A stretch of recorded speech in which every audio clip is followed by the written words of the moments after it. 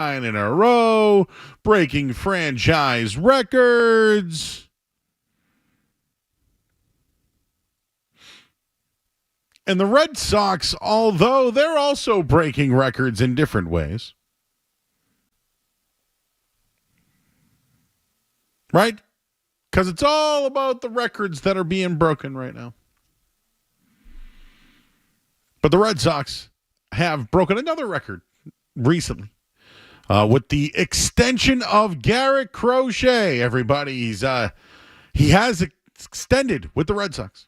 We'll get into that coming up in just a minute. Opening Take brought to you by ESPN Bet Sportsbook. Opening Take brought to you by ESPN Bet Sportsbook. Just a couple of things on the Celtics, and then we'll get into the Garrett Crochet stuff. Celtics have won 9 in a row. They went 6-0 on the road trip.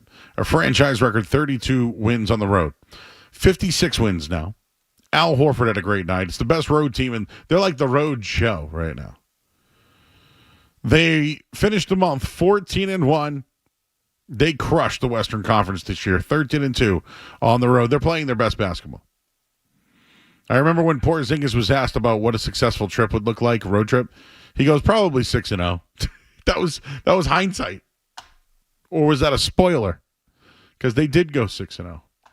And there are these extraordinary numbers regarding Porzingis and Al on the floor together, which the other night it was Luke Cornett on the floor. No Jaylen Brown tonight. The double bigs are starting to look pretty good at the end of the season here. I think you could arguably say, I don't even know if it's arguably, Celtics are playing their best basketball at the right time of the year. So, big win tonight against Memphis, who's a mess. I don't know what's going on over there. I can't tell you. Maybe when you start listening to John Morant, I don't know if that's what's great. So, you want to react to that, you certainly can at 617-779-0985.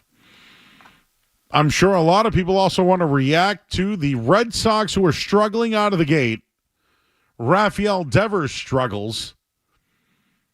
So, sometimes you just need some good news, right? When things aren't going well. The Red Sox, although told that they would not be able to get an extension for Garrett Crochet past opening day, they got their man.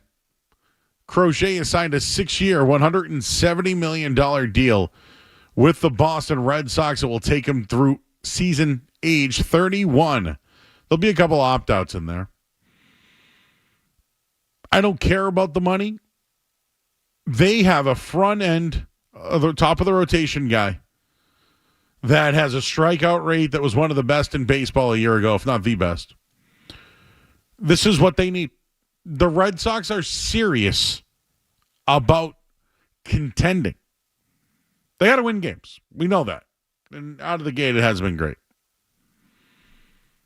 But I'm not sure if it took an extra call. I don't know if it was the timing. Maybe it was a morale booster for the team.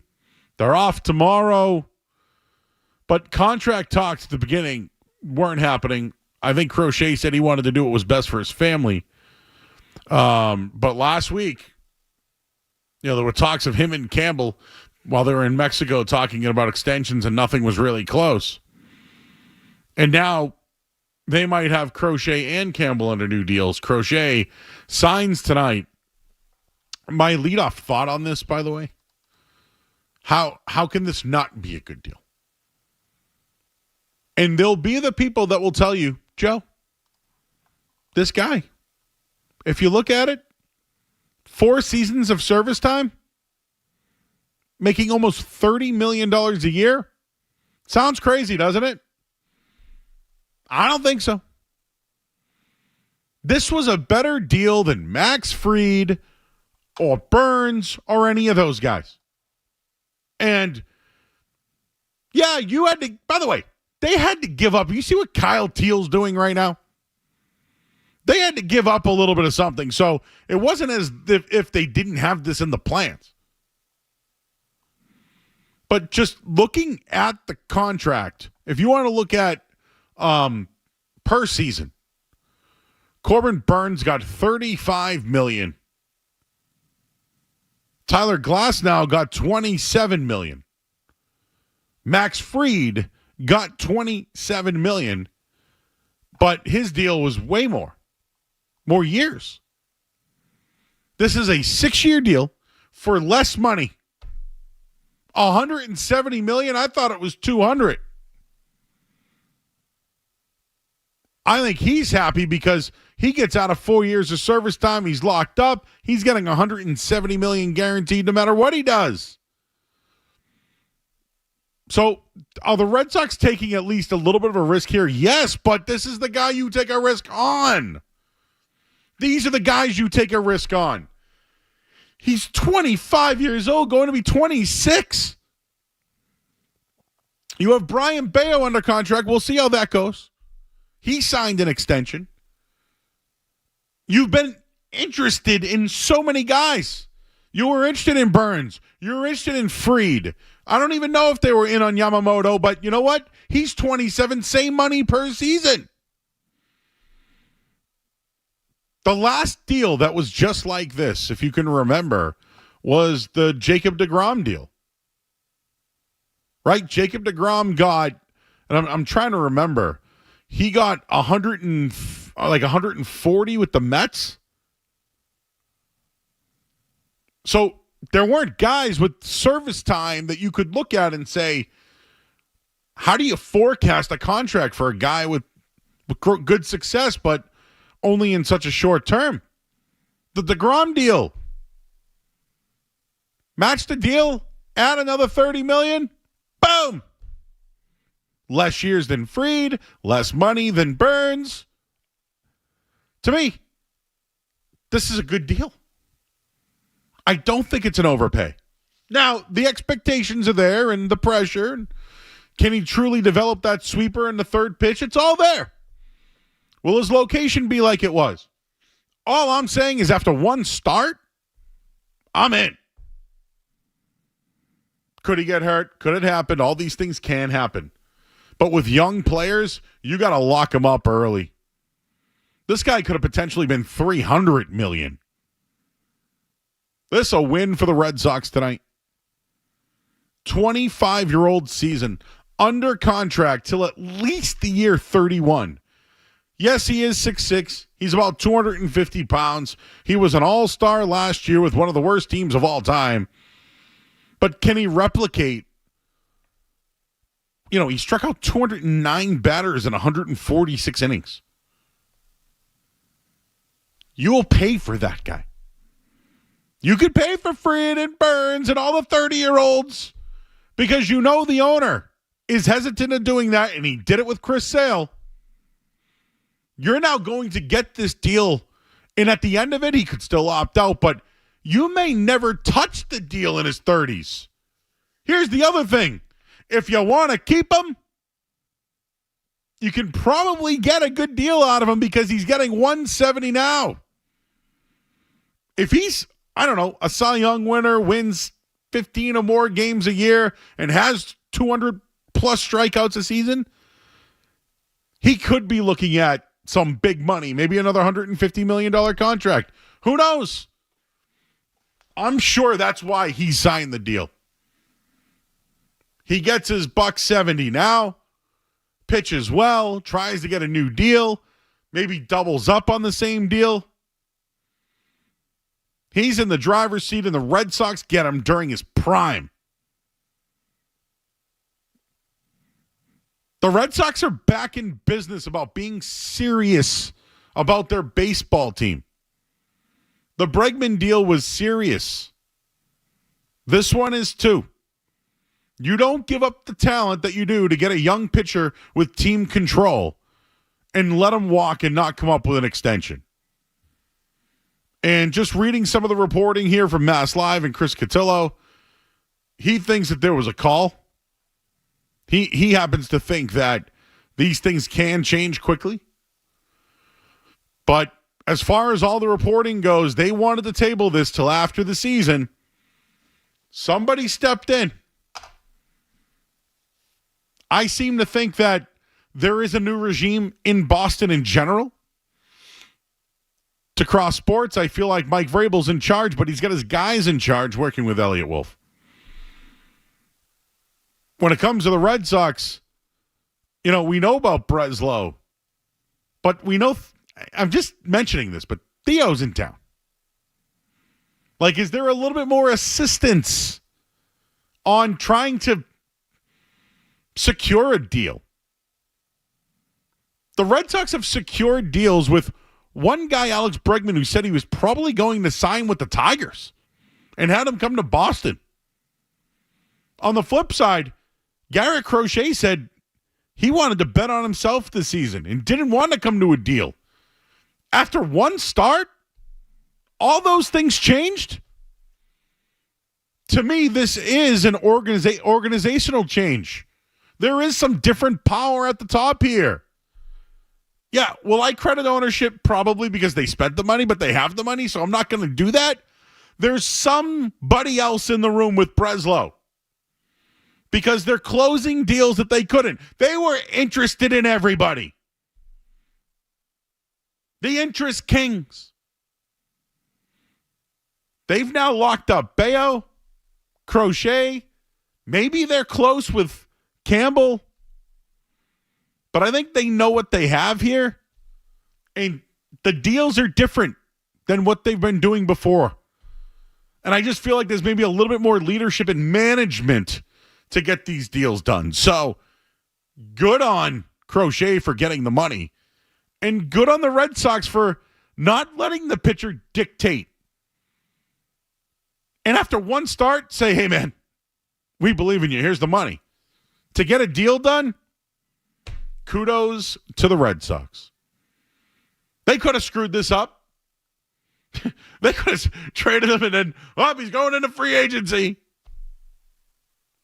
Good deal for the Sox. Skaz, you have a thought on the Crochet deal?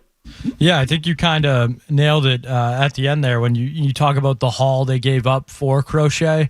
When you give up that kind of haul, signing him to a deal like this is almost necessary. You can't give up that haul without ensuring that the player is going to be here long term, and that's what they've done. I think it's a, I don't want to call it an extremely team friendly deal, but I would lean that it's more team friendly than player friendly, and I think that's a good thing for the Red Sox. It's under $30 million a year. You have this guy locked up in his prime, hopefully, ascending into his prime.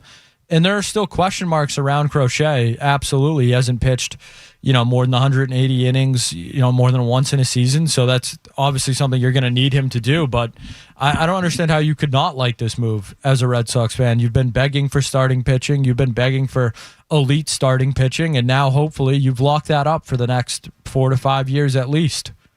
Well, just to bring up some other numbers, let's talk money. The money, blah. Again, something I don't care about. I'm just using the comp off of two other free agents that were here. Or two guys that they were interested in. Walker Buehler will make $18 million this year. There's a $25 million option for next year. Lucas Giolito is going to get $19 million, dude. Just think of some of these contract numbers for some of their pitchers. Yoshida is going to get $18 million. I'm just, the reason why I'm mentioning this is, they're paying guys 1-year deals at almost $20 million. To get a guy long term who will pitch this year for under $4 million, by the way, which helps their tax and all that. It's just, to me, it's a no-brainer. Now, again, if guys get injured and all that, you can't control that. But there are definitely expectations now for Crochet. But for this year, he'll make $3.8 million. And then next year, it kicks in. And, they kind of buy out a few seasons, right? I know he does have the ability to opt out after the 2030 season. He'll be 31 years old. But when you look at their starting rotation, Crochet's through 2030, Bello through 2029 and 30, Cutter Crawford's here till 28, Tanner Houck here till 2027. They're all under control for at least 3 more seasons. right? Last year, they got Rafaela and Bayo to those deals. They're working on a Campbell deal. Team-controlled guys getting paid competitively. They're building a group. They're building a team. They are serious about being competitive. But as far as checking off priorities, they took care of a big one today. And extending Garrett Crochet 6 years, $170 million. It's $28 million per year, Joe Math. So you can react to it at 617-779-0985. I know I see some people in the chat already. I'm curious how some people do feel about this one. Just trying to see what we got here. People are just shouting out, Joe, Meatballs Murray, what's up? Thank you for the nickname. Carrie Ann wants them to spend all of John Henry's money. I'm sure they would, if they could. Just a reaction quickly on the Red Sox from today, though. Isn't this kind of, for a bad couple of days here and a 1-4 start, you got some good news finally? Team's not off to the best start right now. And, Rafael Devers is really struggling. 15 strikeouts and 20 at-bats. I said this yesterday. I was on with Leroy. I blame the Red Sox and I blame Devers on this. At the end of the season, they sat Devers. He was struggling. He was dealing with shoulder issues. They sat him down for the year. They said that rest would be the best option and that he did not need surgery. What did he do all summer long? Rest? The team also agreed to not have surgery here. But the Bregman signing happened fast. Cora made a lot of mentions about Bregman being the third baseman, but he can play second. He declared that you're not going to see much of Rafael Devers playing third base this year. The manager seems to have a really good idea of Rafael Devers. He did talk about some of the issues, and I'll get to those in a little bit. But do you think he forecasted this thing a little bit? You think Cora knew that the shoulders could take some time? And that maybe surgery was one of the better options for him? Here's my thought. His shoulders might be cooked. He might need shoulder surgery. He may miss the rest of the year.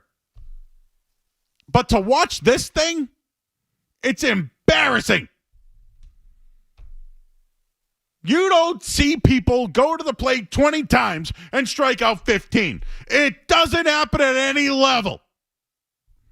Any level. And he wasn't ready to start the year. And then he wouldn't agree to move from third base.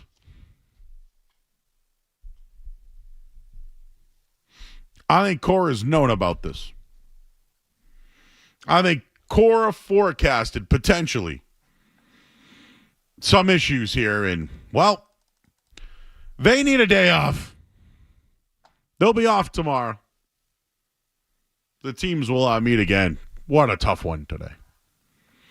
Absolute tough one. And just Cora did mention that, some of the issues right now, it's not, he thinks it's not his shoulders. I will tell you this. Not a big bat speed guy, Some guys got big swings, little swings. Some people choke up on the bats. I'm not a bat speed guy. Guys, you ever swing that bat that would tell you your bat speed? It was like a wiffle ball bat kind of thing. More of a golf swing speed guy than a bat speed guy. Okay, cool. Do you think some golfers have lost some golf speed on their drive? The whole thing now is getting it as fast as humanly possible. That's the new wave. So it's about the release and how fast you hit it instead of the power and the distance. They think it all translates to yeah. when you watch Devers, right, are you seeing any bat speed? I would say closer today, but those first couple games, he was not close. You know, again, take you back to the old days, guys, but when I struggled, choke up on the bat a little bit. You know what I mean? Maybe I'd use a lighter bat a little bit, just to change something up, because it ain't right now. And something doesn't smell right here. I thought at first it was, I don't want to call it quiet quitting. We've all quiet quit at work. Come on. Don't tell me you haven't. Sometimes you're just like, man, I'm going on vacation in 2 days. I'm just going to scour the internet and milk that time, baby. Look at that clock, go on a longer lunch. You've done it. Why wouldn't Devers do it now? Right? Devers, I'm not going to be the third baseman. All right. Now he's the DH and he struck out 15 times in 20 games. He wasn't ready. He doesn't look to be in baseball shape. I think his swing is very slow. I think his swing is probably slower than the 71 miles per hour that it was at the end of last season. Any swing guys out there? Can someone give me a Rafael swing miles per hour, please? Or what do they call it? I'm going to call it miles per hour. What do they call it, though? Whatever. Bat speed. It's dropped. It used to be 74. It was 71 at the end of the year. He had a shoulder injury. What's it now? Because it ain't good.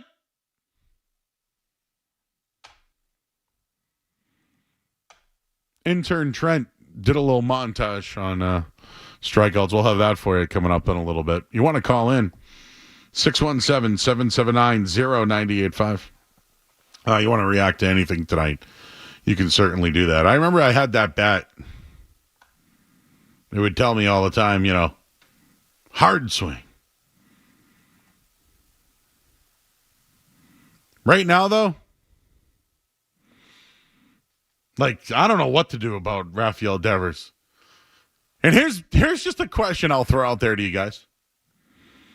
Should they just play him in the field one day just to see if it mixes things up?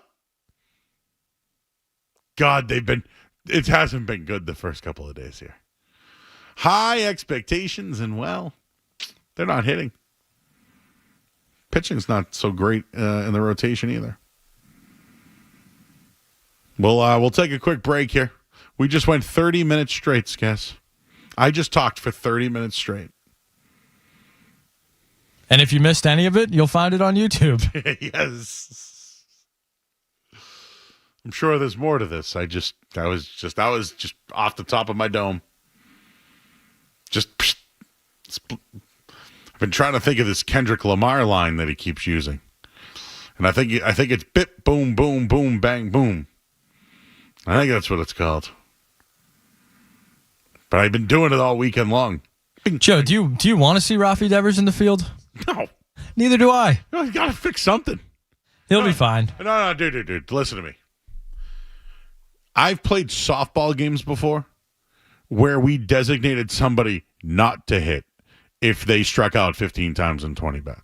We would just be like, hey, we're going to play 9 or 10, but we're going to have one guy not hit. And they'd be like, okay.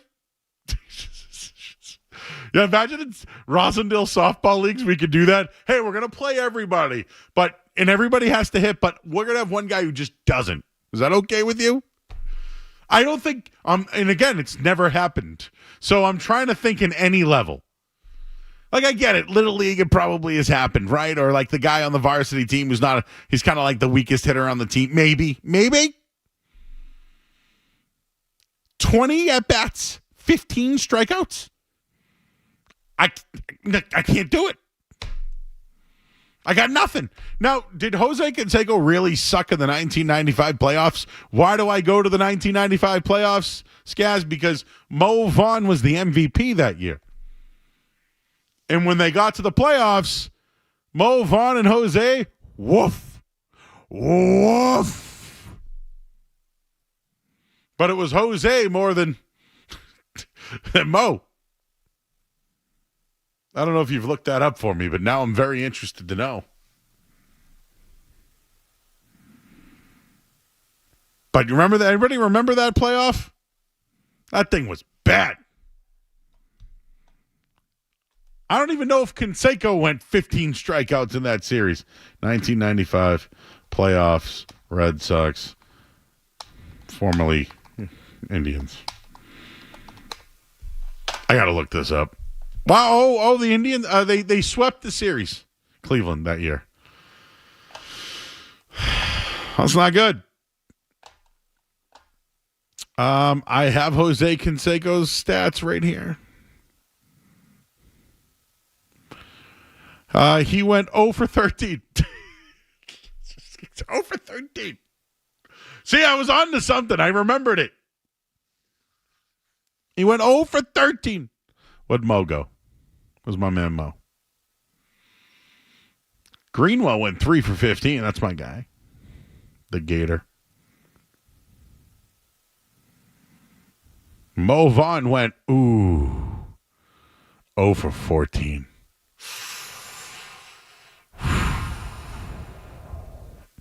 Mo had 7 strikeouts and 14 at-bats. That was only 3 games, guys. This is 3 games. How many did he strike out? Was he struck out 9 times in the first 3 games?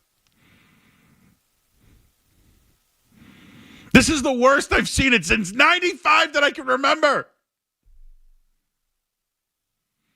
95? That's 30 years ago. All right, we got to go to break. Get a headline here. I'm Joe Murray, 98.5 The Sports Hub. Sports Hub headlines. Presented by Celsius Energy Drinks. Celtics win.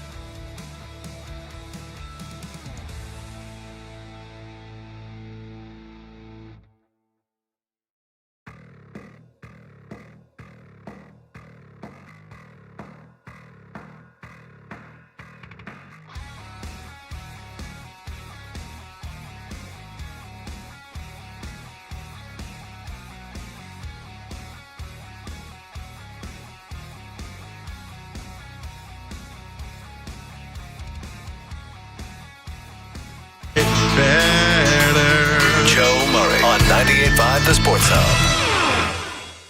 Most what you're going to see from Crochet, the four-seam cutter, sweeper, changeup, sinker. Now that sinker at 2.1%, that will be uptick, but this is the impressive part. All 5 pitches with a 30% whiff rate or higher. The only guy in baseball that can claim that. This is the difference. He can attack you. He gets swing and misses. This is why some refer to him as a pig, because he is absolutely filthy. Some being you as Crochet. Swing and a miss, strike 3, 4th strikeout of the game. All 4 outs recorded by the strikeout for Crochet. This is what they signed up for. What do you think, 400 Ks this year? Is that the over-under? Take the over. 97, you just saw that. In or out on the pig, Joe? Honestly, he doesn't have a better, like, Big Hoss would be pretty good, right? He's a guy that, you know how I've always talked to you about some guys just walk up to me and just say, like, again, they say, hey, what's up, big guy? Oh, what's up? What's up, big man? I got Haas a couple of times, you know? What do you think Crochet gets?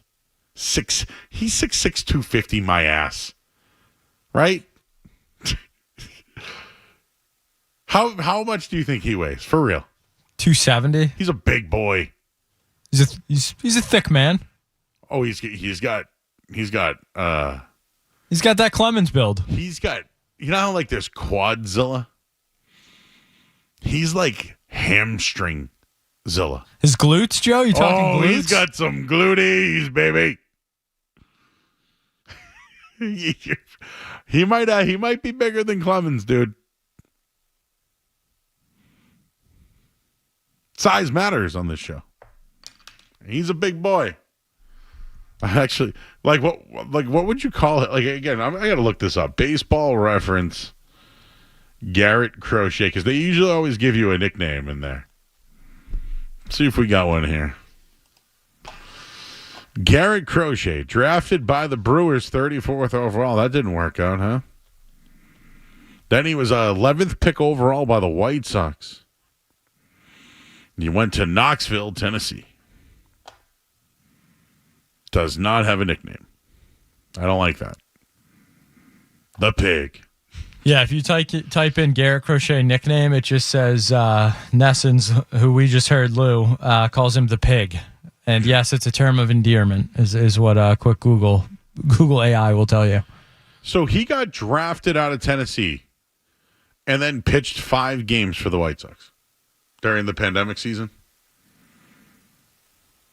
And had 8 strikeouts. Then the next year,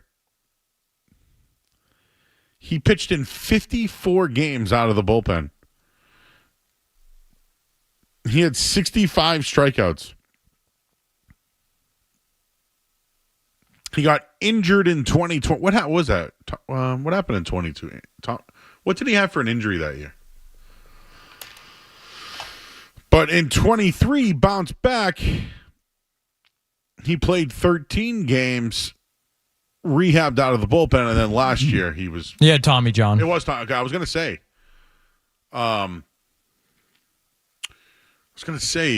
He got in April, so he missed the entire year. He missed the whole year, yeah. I was going to say, I thought he had something else with... The Tommy John is what kept him out. No, but he didn't have another injury, did he? He had shoulder inflammation when he came back the first year in 23. Mm-hmm. And then last year he was comeback player of the year. So this is what I mean by, this is where I would have concerns. Take the money out of it. I don't care at all.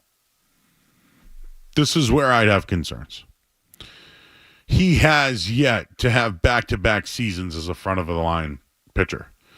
Last year, he pitched 146 innings. Now you're paying a guy $28 million who's never done it. But what concerns me outside of that, like that doesn't concern me because he's got to pitch. He's a 2 fastball pitcher. He might even have 3 for that matter. But his sweeper, I think, really is his 3rd pitch. He has a sinker, but he doesn't throw it that often. So is he a 4-5 tool pitcher? Absolutely. It's just he does lack some accuracy. So I think if he just keeps it to the two-seamer, the fastball, and his sweeper, he's a 3-pitch guy. I would like to see the sinker more. But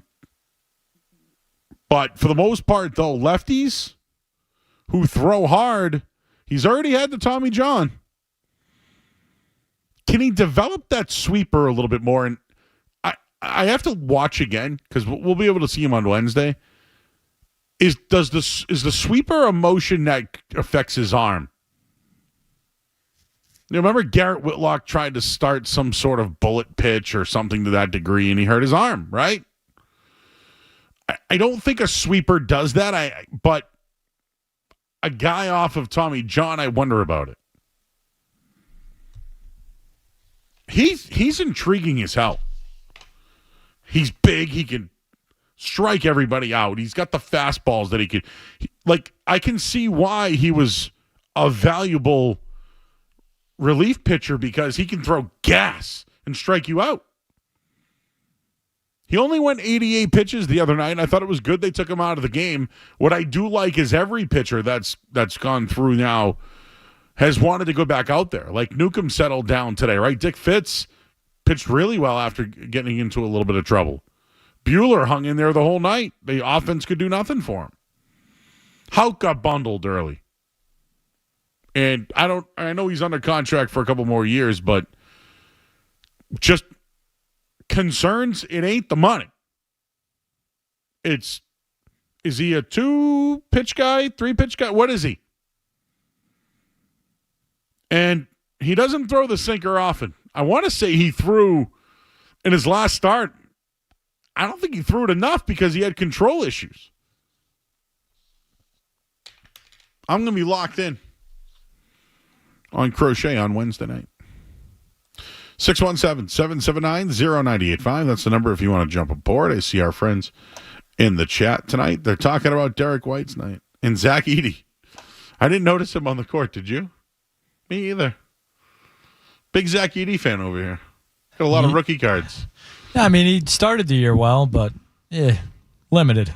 Who would have thought, Skaz, right? Now that the show is now 7 to midnight, we get a little bit more time to stretch after 10 o'clock, go until midnight. But the chat wants to talk about the Celtics while Garrett Crochet just signed an extension. Do the Celtics still dominate? Maybe they do at nights, guys. Maybe this is the place for the Celtics fan. Because we will be talking Red Sox this year. Oh, we will. We'll have it on just like you guys. You'll be watching along, hanging out on the show. We'll be doing the same thing. But you guys want to talk green, we can do it. This is the best road team in Celtics history. Who would have thought last year's team that was one of the best of all time could continue to still make history? Who would have thought that Derek White would be the all-time three-point maker for the Celtics in a season? I didn't have that on my bingo chart, Skaz. I'm going to be honest with you on that one. Yeah, I wonder if the San Antonio Spurs had that on theirs either, on Saturday night. A team that had, not great. Chris Paul tried to turn back the clock a little bit, but yeah, it's as dominant a stretch of basketball as you're ever going to see. 6-0 on the road, double-digit wins left and right. I think they had 5 double-digit wins on the road trip. I could be wrong, but everyone looked good. You get Jalen a night off tonight, Peyton Pritchard and Al with a night off on Saturday night. So, yeah, I mean, the Celtics are right where you wanted them to be heading into April. This is what you would hope for. I mean, I remember early in the season, people worried about the 40-20 debate, if they were going to win 40 games before they, lost 20, because that is, if you're a hardcore NBA fan, that is the line. No team has ever really won a championship. I think there's a couple exceptions, but you need to have 40 wins before you have 20 losses, and they had 50 wins before they had 20 losses. So the Celtics have been incredibly dominant over the last month and doing everything right headed into the playoffs. And I think Missoula deserves some credit. I think, honestly, I think some of the moves that Missoula made when they were struggling. When was that? December to January? They had a little stretch there. Yeah. Lost to the Hawks a couple times. But there was some strategy we were even. They lost to the Grizzlies. Yeah. We were questioning some of the strategy, right? Hey, why is Tatum not? Why is he coming out early? They switched the rotations. Right? Yep. Then they went back to it. It, right? No, I'm just you're crediting Missoula. I'm gonna for someone that questioned some of his moves. I think he was tweaking things. You know what's really working well right now? I mentioned this a little while ago in passing, but this double big lineup thing is working. We've seen some issues with it though. I think we've seen issues with it when it comes to Kornet and Horford. Yes, it depends on the matchup too, but Kornet and Horford together has been. But Saturday night, Kornet and Porzingis were awesome together. Career high 16 rebounds for Kornet, a team high 20 plus minus. Jalen late too, right? For Kornet. Yes. And Kornet was, talk about a guy who's kind of a journeyman career, came into the league as the all-time leader in three-pointers for a 7-footer in NCAA history, and now he's the only guy on the Celtics that doesn't shoot threes. They had 7 guys make one against San Antonio, and Kornet was the only one that played that didn't. So he deserves credit for buying in, coming back. That was it might have been a Danny move to get him here in 21. And then I think he left and came back. I can't remember exactly. Yeah. Well, he was obviously an NBA player. He was the murder corner. Yeah. Well, he was the Knicks and then the Bulls, but he was a 3-point guy. Even his first stint with the Celtics, he shot a couple threes. I think they kept him in Maine and made him a big man. I think on that team, he probably was, one of their best facilitators. They gave him some time at the end of the year. And then last year, there was talks about, with Porzingis' injury, who are the Celtics going to get? And they were like, no, we got Kornet. Kornet's way better than I thought he was. Now, is he a NBA stiff? Absolutely not. But do you remember there was a time like Jermaine O'Neal still had like a place in the league? There was just all. I'm trying to think of that guy with all the tattoos that was on. Was it Chris Anderson? Well, Birdman. He sucked. One of the worst dunk contest performances of all time, that guy. But there was always just a big at the end of the bench that just, he's here for insurance, That's what Andre Drummond is now, Yeah, Tristan Thompson. There you go. There's one. But there was a time where real stiffs. The Celtics had Mikey Moore for a minute. He was a real stiff. Yeah. Oh, yeah. Scott Pollard. Good stiff. Yeah. He was a good stiff. He sucked on Survivor. Oh, I know. Oh, yeah, you're a Survivor guy. Ooh. That could be a fun little list. Celtic stiffs. Big man stiffs. Hey, the Steamsma. Can't forget the Steamer. Oh, my God, the Steamer. Greg Monroe. Oh, the Moose. Oh, that's a good one. Greg Monroe's a great one. Oh, what a stiff. Jason Collins was probably a little better than that. He was older when he was on the Celtics, Jason Collins he was legit when he was younger. Also a vet. When he was here, he was older. But he was leadership. Yeah, they needed that. they didn't have a guy that had that. Man, some big stiffs, huh? I could take you further back if you want a little bit more. Joe Klein was a stiff. Andrew DeClercq, stiff. Rafe LaFrance, stiff. Vin Baker. Oh, that was a bad one. Man, they were stiff city back in the 90s, man. Derek Strong, stiff. I could even go like Stojko Rankovic and other guys. I have just gone 2 segments in a row dating back to 90s, Kaz. What's going on there? I got triggered by Rafael Devers 0 for 20, and it brought up you know what it was? Because I'll never forget it. Mo Vaughn was the MVP in 1995. And they went 0 for 27 in the playoffs. So in my head, I'm like, 0 for 20. I've heard this before. This has happened before. And my brain just went right to being 13 years old. And then today we were talking about stiffs. Amir Johnson. Oh, yes. Oh, good stiff. Ryan Hollins. Oh, he's on like radio at night. I hear him at night. Juancho Hernan Gomez. He was here for a minute. He was in that movie with Adam. Oh, that's Sandler. right. That's right. That was his big break. Yeah. People want me to say, oh, no, Wally. Ooh. Wally Zerback wasn't a big. Was Vitaly Potapenko a stiff? That's before my time. Yeah. AC Earl, wicked, stiff. Oh, Purvis Ellison, stiff. Oh, now we're talking. Cody Zeller, stiff. Eric Montross, love you, mean it, stiff.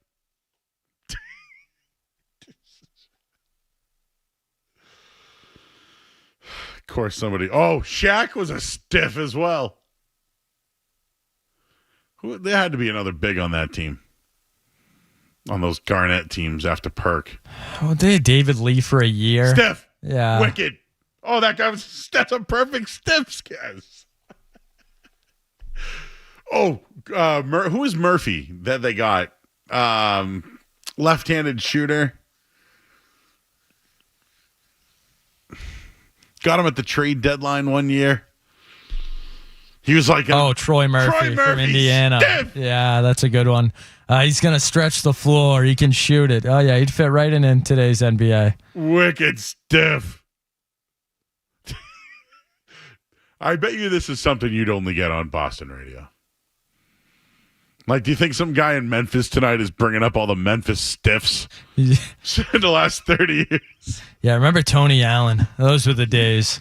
No, they're probably like Zach Randolph's backup. Mike Muscala. Oh, Mike, stiff. Stiff. Oh, that's a good one right there. Oh, what a stiff. Semi Ojeleye. Man, played at Duke, though, huh? Oh, no, didn't he transfer from Duke? He played for Larry Brown somewhere. What was SMU? SMU, yeah. There you go, yeah. Remember Vincent Poirier? He was here for a minute. Stiff. The Boston Stiffs. Dwight Powell. Still in the league. You know what? I sold him a card. You know that? Remember Shavlik Randolph? Stiff. Good college player. Point guard stiff. Played at he was he a Butler? I'm thinking of Shelvin Mack. That's who I was. I don't know why I was thinking of the Butler guy too. That's funny. Vincent Poirier. Nope. No. I'm talking like Taco Fall. I mean, R.I.P. Fab Mello, unfortunately. Jeez. Stiff. Wicked. Oh, stiff. Jordan Mickey. Remember him? Stiff. That was a stiff. Stiff. I think we've exhausted ourselves here. Jeez. Stiff talk until midnight. You know, where else can you... This would be a nice liner for the station. Where else can you go for chicken nuggets and stiffs?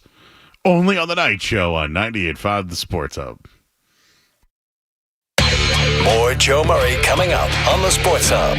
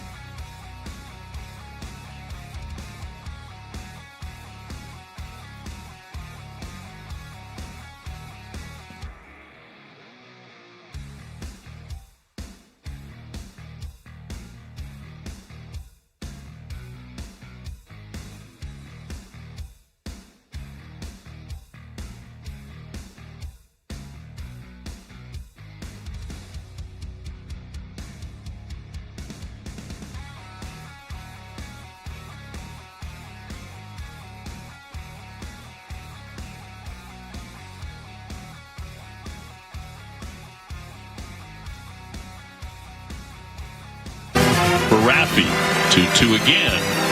And struck him out for the fourth time tonight. Yeah, Raffy right now looking a little long, a little lost here. So a couple of games in. Talk about a guy that needs a hit. 0-2. And struck him out. Ninth time he has struck out in this series. He is 0 for 11. He struck him out. Devers fans yet again. It has been an absolutely dreadful start for him. And trying to put an end to a dreadful 0 for 15 start to his season with 11 strikeouts. 3-2. And he'll strike out again on the slider. 0 for 16 with 12 strikeouts. And that is in there for strike 3, 91 miles an hour. 0 for 18, 14 strikeouts for Rafael Devers. Swing and a miss, down he goes again. 0 for 19 with 15 strikeouts. It boggles the mind, frankly. We went off the air last night thinking he might get a rest day today. That might have been the best way to go.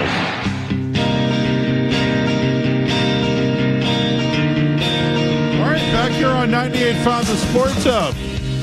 Is this our first midnight show? Taking you past 11 o'clock here on 98.5 The Sports Hub. I'm Joe Murray. Got Skaz here. Shout out to intern Trent who did that montage for you. It was the strikeouts of Rafael Devers, which he needs a day off tomorrow. He is granted a day off. Tony Maz has checked in on the Crochet deal. And I know that people sent in more stiffs, so I'll get to that in a second here. But Craig Breslow and the Red Sox began the season with admission of an extension for Garrett Crochet. But it was unlikely to come once the season started. The unlikelihood lasted all of 5 games. According to Jeff Bassan, signed a deal, 6 years, $170 million. It's $28.3 million annually. Begins in 2026. He can opt out after 2030. He's had just one start with the team. They paid a hefty price for him to get him. But now they've locked him up. He's under control. And 2024, Crochet put forth a campaign that included a 6-12 record on a bad team, but at a 3.58 ERA. And, well, was their lone all-star at 6'6", no weight included. 209 strikeouts, 146 innings. His 12.9 strikeouts per 9 would have been tops in baseball. And now they have him locked up. We also mentioned the Celtics tonight winners. They're the Road Warriors. They really are. So between Hawk and Animal, I would say that Tatum is Animal and Brown is Hawk. That's my Red Sox comparison, or Celtics comparison to wrestling.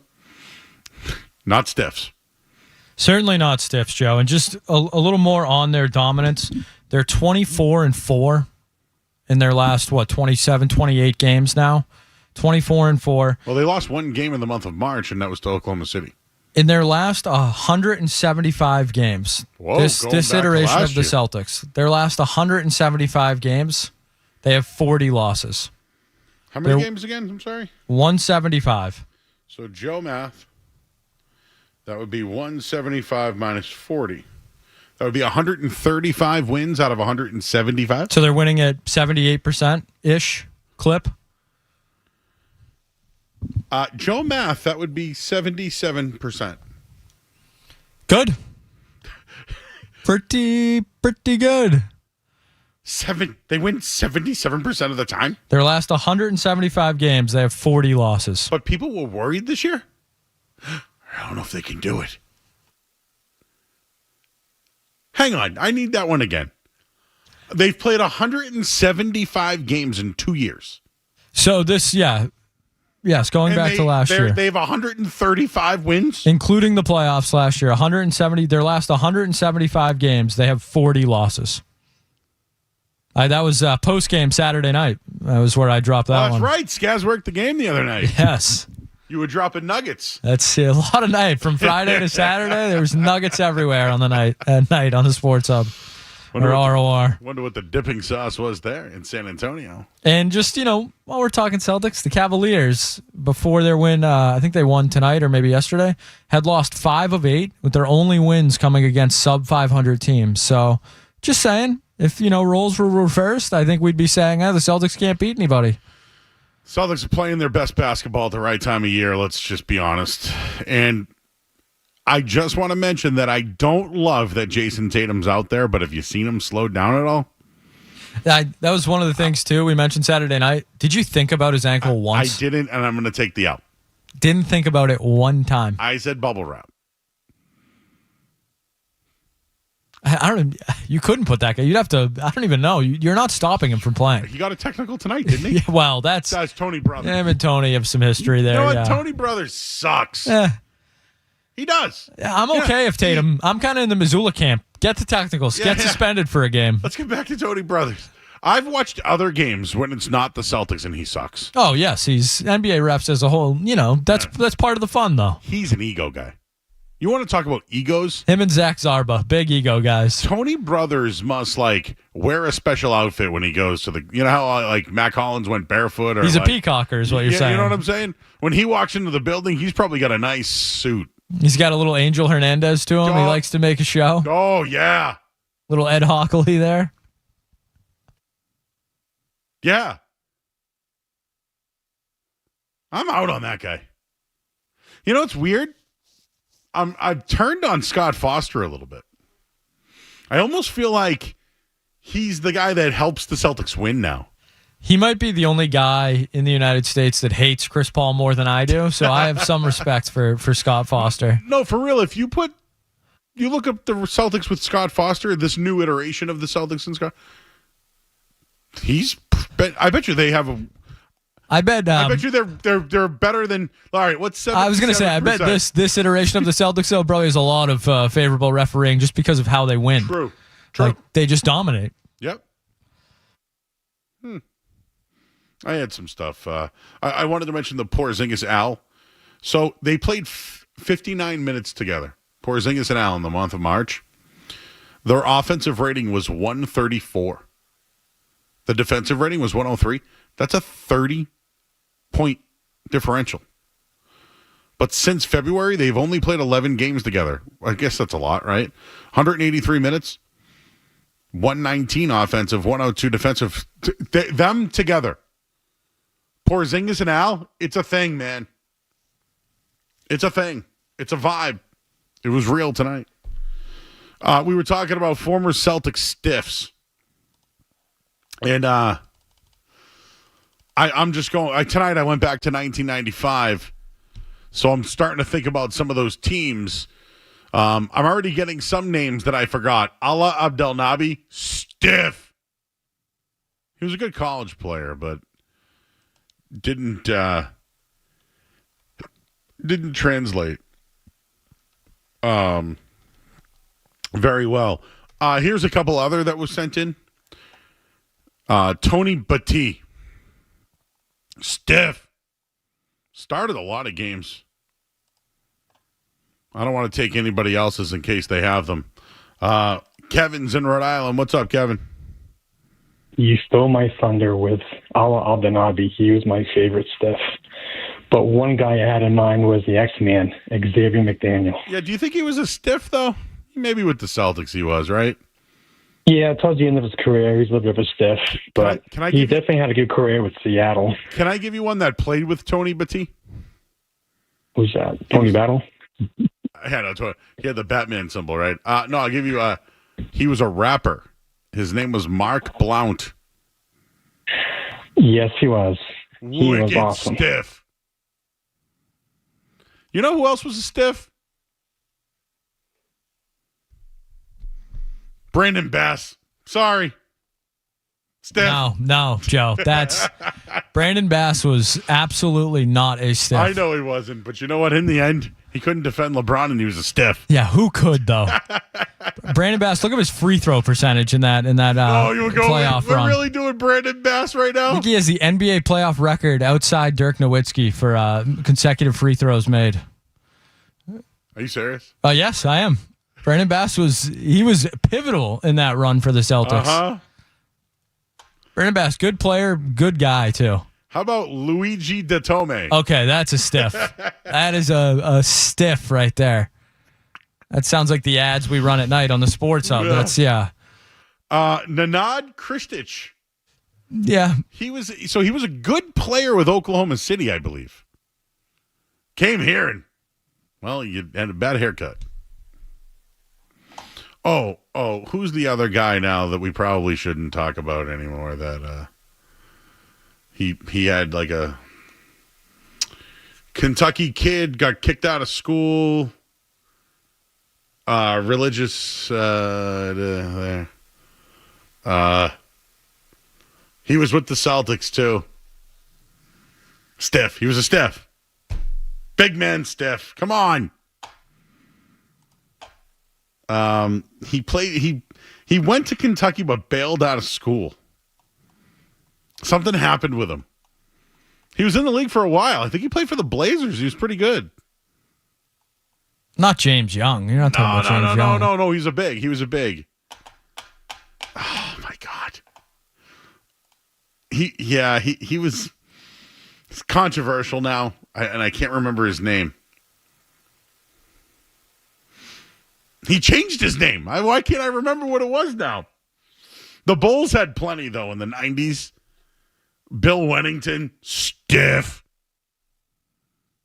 I mean, Robert Parrish was Will Perdue, wicked stiff. You're not talking about Kid Gilchrist, are you? No. He was he didn't play. He was a big, played for the Thunder, played for New York, and then he signed with the Celtics as a free agent. He had sideburns. Again, he's political and religious reasons. He left the game. Oh, I know. Ennis Cantor. Yes. Stiff. Absolute stiff. One of the worst defenders You found him. you will ever see. I couldn't remember that guy's name. Didn't he change it? Yeah, I think he's Ennis Freedom now. Freedom. Yeah. There you go. Congrats, bud. Stiff. The stiffest of stiffs. What a night. Can Trent name 76ers stiffs? I'll give you one that played with the Celtics. Theo Ratliff. Stiff. Played for the 76ers for a little bit. Come on, there's got to be some backup guys who played for the 76ers. Trent says Ben Simmons. Stiff. Sure. Throw him on there. Was Lavoy Allen a stiff? Wicked. He actually a good college player, too.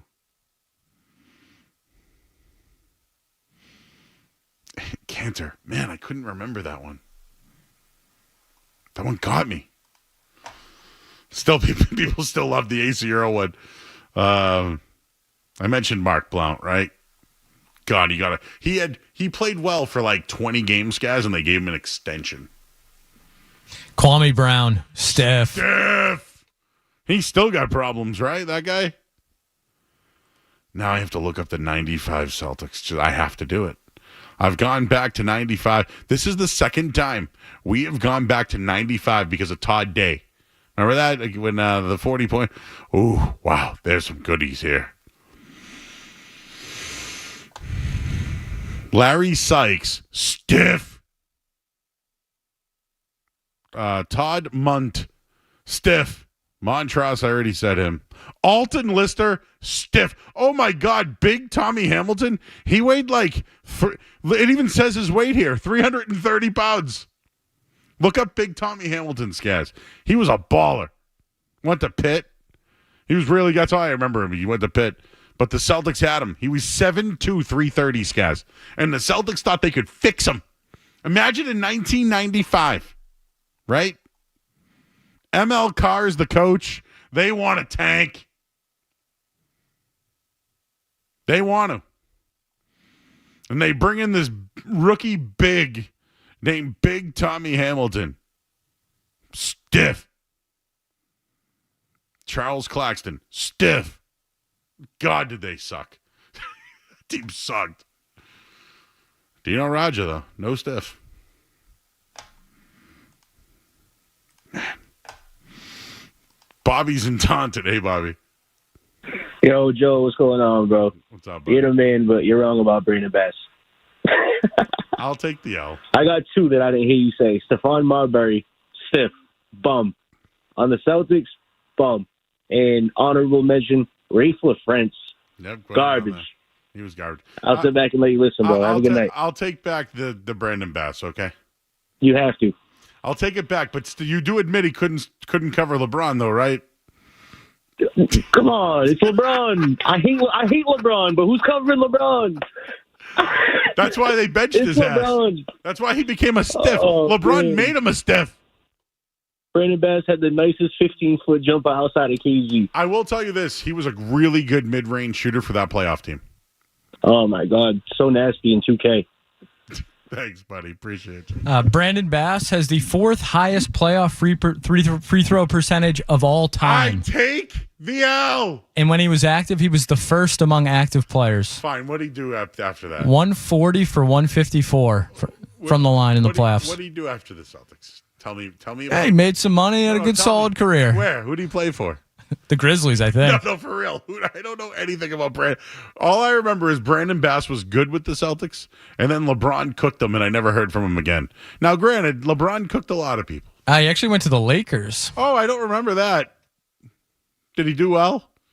2 years, and then he played for the Flying Leopards. The great Brandon Bass. I'll take it back. Fine. Oh, there's a couple of good ones in here. Michael Olowokandi, stiff. You know that he was the number one pick? Yeah, he was the number one pick in the draft one year. Scott Williams, stiff. Dwayne Shinsis. Oh my God, if you could put a poster to a stiff. I'm looking him up right now. Dwayne Shinsis. God, he was horrible. Shinsis. Why did the Celtics? This is what I mean. They wanted to tank. Oh my God, guys, look this man up. You got to see this photo. You won't believe this guy was on the Celtics, dude. This guy looks like. You ever see the movie The Program, the football movie with Latimer and like Omar Epps was the running back, James Caan was the coach. Oh, dude, Skaz, you got to watch that movie. This guy looks like Latimer. Now, it's spelled Schintzius. Shinsis.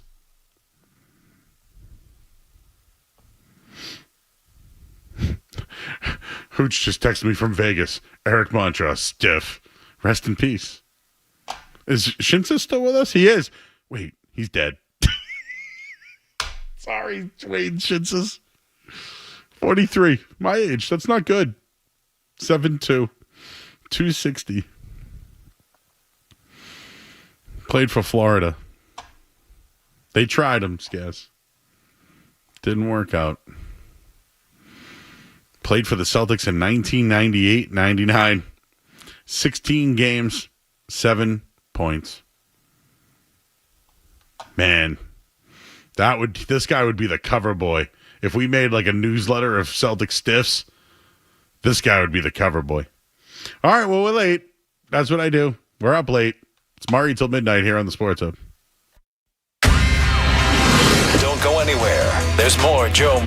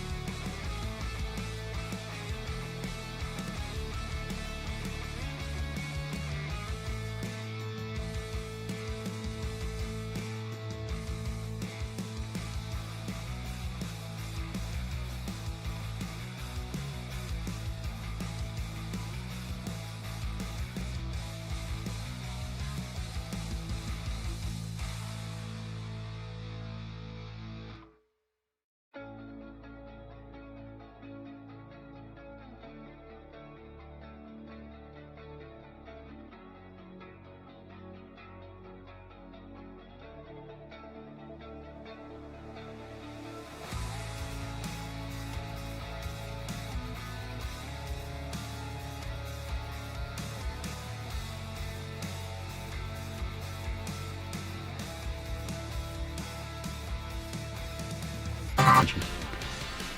All right, guys, what do you want first? You want a Bruins update or a Celtics stat that has been brought to my attention? We've been heavy Celtics and Sox, so let's get a little Bruins update. Okay. I've been Bruins. Oh, by the way, Tortorella got fired and the Flyers have won 3 in a row. Huh. And then tonight, the Flyers beat the Predators. So the Bruins are now the 6th seed in the lottery with a 7.5% of winning the first overall pick. We have gone, Skaz, where the drive for 5 is now 7.5. Like, if they continue to suck, they're in the mix. Oh, yeah, baby. It's like ML Carr in 1995. Joe Sacco. Local boy taking one for the team. Felt like Rob Schneider right there that goes, fumble-laya. Can't believe you haven't seen the program, bro. You should go home tonight. Halle Berry's in it. James Caan's a big actor, dude. Yeah, he's buddy the Elf's dad, right? Yeah, okay, so I'll give you a quick summary, and then I'll give you my Celtics stat.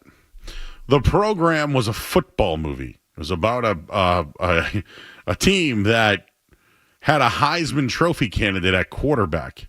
He faced a lot of pressure, you know? There was drugs, there was alcohol, there was women. You know, just all the things that, would happen to a typical college kid, right? And steroids also, But it's a football movie. And, it's freshmen, seniors, boosters, friends of the program. Yeah, just you get the idea, right? It's and then there's Halle Berry. Omar Epps. It's pretty good. James Caan's the coach.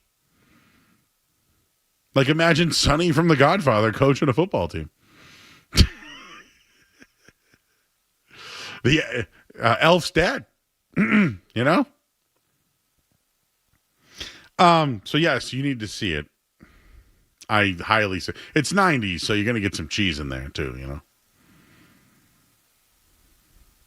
then, the 90s, kind of like soft porn. Like, they won't get naked, but you'll just try. You get it. Everyone's stiff. Yeah, everyone. So this also has come over for the Joe Murray research team. Skaz mentioned the Celtics are 135-40 in their last 175 games. Did you know? In the 3 years from 2014 to 2017, the Warriors were 254-54. Joe Math, 83%. Including the postseason. Therefore, Skaz, the Celtics would need to go 119-14 to tie the Warriors.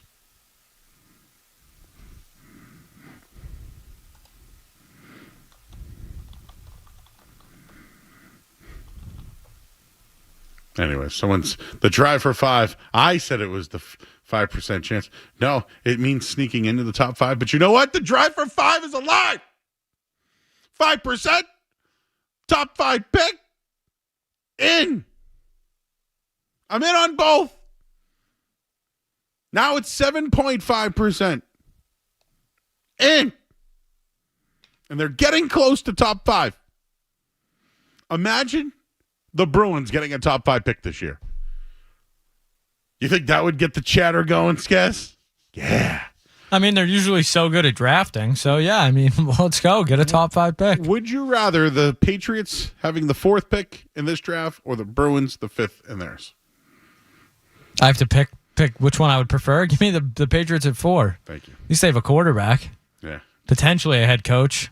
That's true. I don't know if the Bruins Bruins don't have a head coach, I don't think. Bruins got a lot of problems.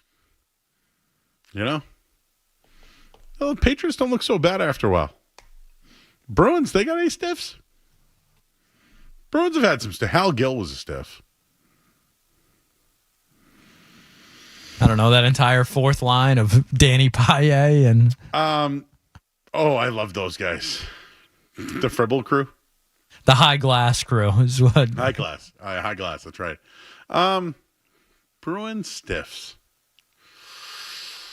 Well, who's that guy that came over? Oh, Benoit Pouliot. Zach Ronaldo. Stiff. Woof. Stiff. Second round pick for that Stiff. guy. Oh. You know who else is stiff? He's going to retire this year, but Pat Maroon. Stiff. Sorry. 3 Out. cups in a row. Don't care. Out. Yeah, he's like that ring chaser on the Bulls. Except he actually contributes. He's like if Udonis Haslem actually played. Oh, stiff. He's the poster boy for stiffs. You want to talk all-time stiff, it's Udonis Haslem. Haslem could play when he did. Yeah. That was 6 years before he retired. The last 10 years on the bench, though. How many years did he milk on the bench? For real? Probably 7. I was going to say at least 5. I mean, how many did Juwan Howard take? There's another good. Yeah, he was around forever. Stiff. He was great. Fab 5. But a late night stiff. Or a late career stiff. There's a lot of them, man. There's just a lot of them. What's more likely, the Celtics lose a game or the Bruins win a game? Well, Jim Montgomery had a little 9-game win streak going, so I was hoping, I don't know what the Blues did yesterday or tonight, but I was hoping that, that would be the head-to-head. What happens first? Montgomery loses one or the Bruins win one? Blues, 9 straight wins. Must be nice. It's nice. I also have one more from the Joe Murray stat team. Did you know of the 64 career technical fouls for Jason Tatum, 12.5% of them, Tony Brothers. Someone did that research and sent it to me, guys. Can you believe that? Somebody went, you know what, Joe? I'm going to go look it up. They looked up, 64. Now, who the ref was and how many times? Can you send the rest, please? I'd like to know. I want to put Tim Bontemps on there, too, as guys who won't vote for him. Ooh, he's a Tatum hater.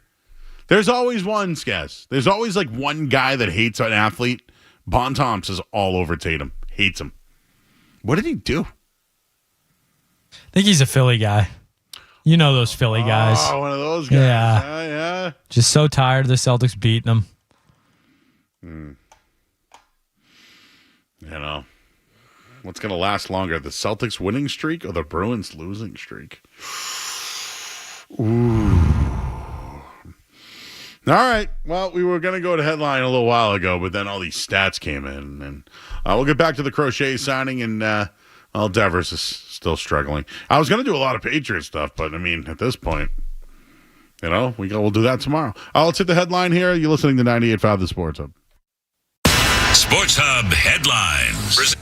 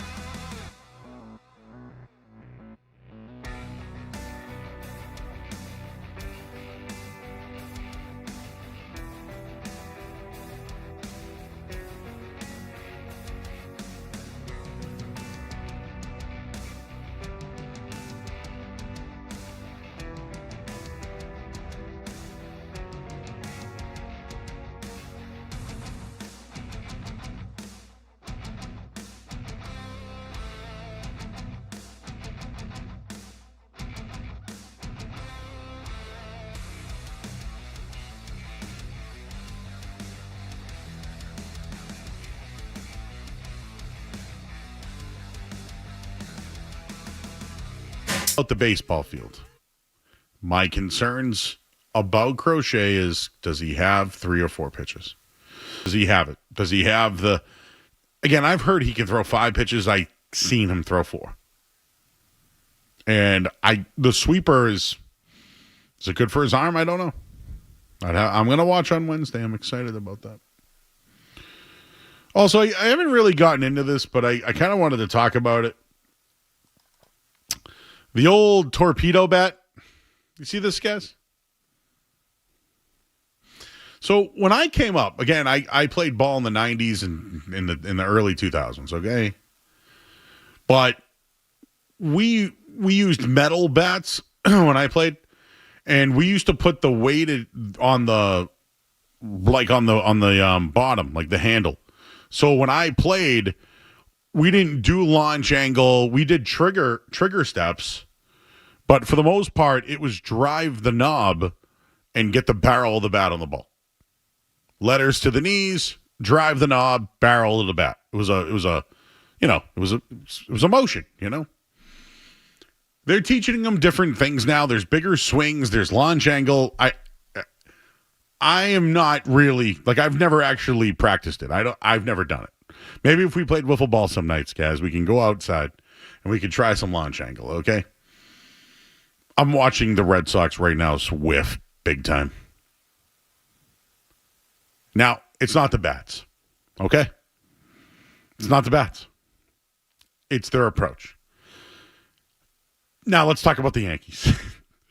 They've made a bet because statistically they have seen that some guys that are coming up in the league make more contact with the just below the barrel.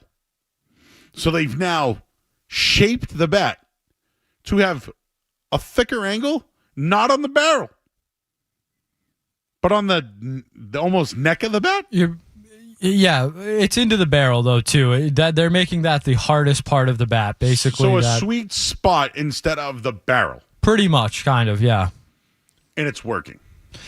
Yeah, I think this is one of the more overblown stories, but it's good for Major League Baseball. They need all the press they can get. It is interesting, but this is not new. They were using these bats last year. The Red Sox tried these bats in spring training. Yeah. Stanton used this bat all of the playoffs last year. Aaron Judge does not use this bat, and he's still far and away the Yankees' best power hitter. So, they're bats. They're legal. Some people use them. Some people don't. I think the big thing in from what I was reading was the bat's speed, how quickly you can swing the bat is increased with the Torpedo bat because of its size, shape, weight, whatever it is. Stanton has the fastest bat speed by like 7 miles per hour on average. He's above league average, and he credits the new bat, because of that. So I have no issues with the bat. I don't think everyone should be using them. Aaron Judge, like I said, is not. So I think it's overblown. If it wasn't the Yankees, people might not even have noticed. But this is what you want your team to do. It's not cheating. You're skating the rules. This is what you're supposed to be doing. Oh yeah. In. In. Oh yeah. Again, I used metal bats when we played. This is like, you have the yellow long wiffle ball bat. This is when like someone brought out the orange, the one with Did you stuff your bats with newspaper? No. Oh yeah. Hyde Park style. Duct tape. We would cut the top off of a wiffle ball bat. We'd stuff those bad boys with newspaper, man. And it became a weighted bat, and we taped them bad boys. Oh yeah, so put some duct tape around the sweet spot. And then we would, yes. And like we all had our own bats, bro. Dan, you remember the big slugger bat? It was like it was fat with a little handle. What's the difference here? Okay, this is what I got for the Torpedo bat. The bat features a thicker sweet spot or barrel before thinning out near the top of the bat. The shape resembles a bowling pin. Remember those big boom bats? Crushed those things. Couldn't stuff that bad boy, though. That was all wiffle ball, baby. Did you ever play half ball? We used to cut tennis balls in half and play with a stick, like a hockey stick. and we'd tape the bottom up for our grips. Can't say I ever did that one, Joe. Love the Sandlot. The Sandlot was like a lot of nostalgia from the 90s, bro. Like, they don't make baseball movies anymore. There's no more Rookie of the Year. There's, I wish I hurt my arm and threw 95 miles per hour and owned a team. Like in Little Big League. Torpedo bats. All right, final call tonight. Paul's in Detroit. Hey, Paul. Hello, am I speaking with Joe? Hi. I'm a first-time listener, first-time caller, yes? How you doing, Paul? Doing okay. By the way, I love the shout-out for Rookie of the Year. You know who wrote that or directed that? Was Home Alone, Marv. Oh. What's his name? Oh, City Slicker guy and all that. Yeah, I know who you're talking about. Yeah. But anyway, all right. He got stuck in the cage, remember? They stuck him in the cage. Yeah, I love that. Let's play some ball! Yeah. Oh, what a great movie, by the way. Yeah, great on the asset. You know what I mean. Daniel Stern. They make it baseball. Yep, Daniel Stern. Daniel Stern. Thank you. There's two things I want to talk about. The Yankees bats, it's been over with. It's the end of the show. I want to pick your brain on something that I just thought of. Okay, now hear me out. I'll be really quick. So this is radio, right? Happy day. You don't know me from Adam. But here we go. I'll just be really quick. The NCAA with the NIL, why is it only secured to athletes and not med students at the University of Michigan? Boom. Mic drop. Night. We'll talk to you then here on 98.5 The Sports Hub.